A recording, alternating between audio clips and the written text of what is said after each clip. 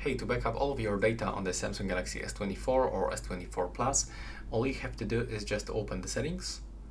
Now from this, you will have to actually scroll down and go into the accounts and the backup. Select backup data for Google Drive or Samsung Cloud. You have to decide. In my case, I'm going to perform Google Drive backup, so I have to click here.